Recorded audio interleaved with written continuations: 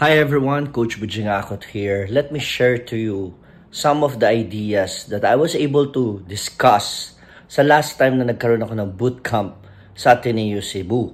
It's all about denial of the ball, the very first pass. Deny. Okay? Deny all passing lane, deny first pass. After the first pass, everything will change. Depends on the game plan of coach. Okay?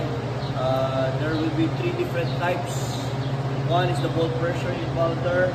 The other one is denial for the guards. The other one is dropping down for the blind.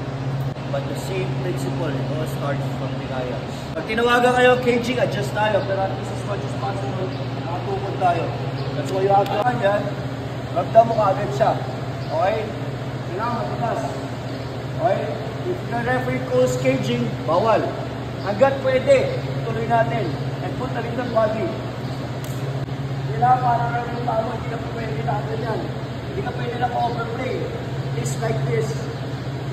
Okay? Then, put your arm here to deny. Huwag pa ganito ha. Huwag pa ganito kasi ito, hindi siya paano lagi. Pop out.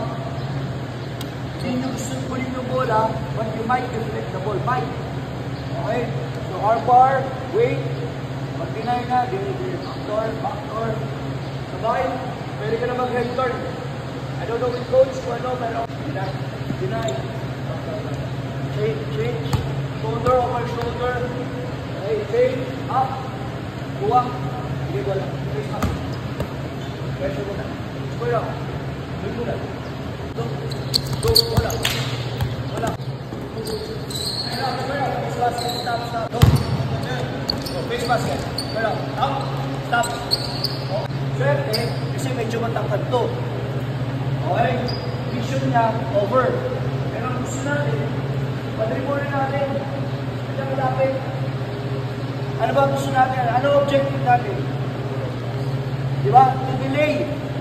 Yung offense doon, yes, we will trap. Pero mas mabilis to. Mas mabilis. Lapit. Then, you delay already the offense. So, yan. Okay? But make sure he puts the ball down. Up. Down. Up. You gotta jump backward. As you can see, dun sa ating mga depensa, talaga nag-start yung intensity sa pag-deny. You know, of course, protecting the backdoor. And at the same time, once he gets the ball, you gotta square up.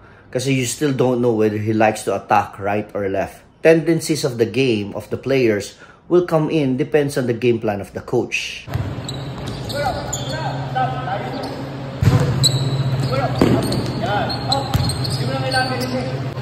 Habol. Yan. Habol. Square up. Lapit. Square up. Stop. Give them. Ano ba? Utang sa chest ba? Square up. Utang sa side. Square up. Good. Jump. Square up. Good. Go. Stop. Square up.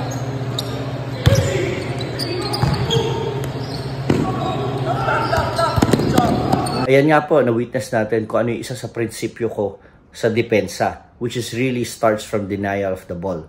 Okay, para mas magkaroon tayo ng better idea, ano po ba talaga ang pinaka-main objective natin? Of course, ang 5-second violation, okay, kinakailangan po very patient tayo in denying. Once he gets the ball, we gotta square up. Okay, once we square up, kailangan mag-pressure of the ball tayo, hoping that they will not able to cross the half court for an 8 seconds violation. Now, kung nakatawid po sila, syempre, kinakailangan po tayo maging very patient sa ating depensa and hopefully, matapos o maubos sa kanilang shot clock sa 24 seconds. But of course, it's a different game plan pagdating na po sa ating mga full court pressure, especially if we need a trapping defense because we are down in the game. But everything boils down on how we're going to be very aggressive and patient from the very first pass. So ayan po, sana po meron po kayo natutunan sa akin. Ako po si Coach Bujing Akot. Lahat po tayo winners.